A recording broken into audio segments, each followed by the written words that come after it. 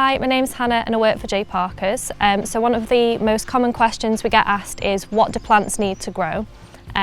So it sounds like quite a common question, but we do get asked it all the time.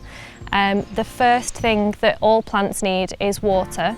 So this varies depending on plant type and where they originally come from. So Mediterranean plants don't need as much water, whereas some British marginal plants need a lot of water. So it's just making sure that you give each plant, depending on its requirements, enough water.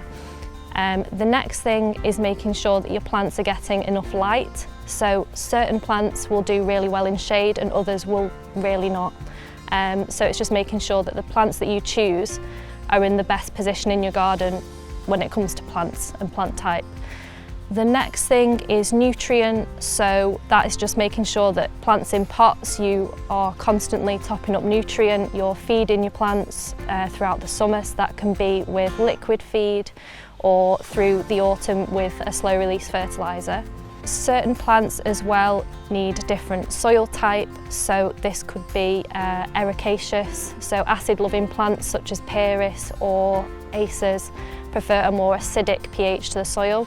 So that is just topping those up with ericaceous compost or feed. And then the last thing that I would mention is space. So a lot of people tend to cram as many plants as they can into one area because they want fast results.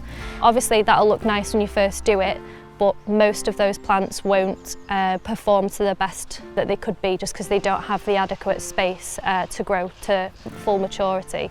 So it's just making sure that your larger plants have more room so that they can fill that space and they'll produce more flowers, more berries, more everything. They'll just do better if they have the right amount of space.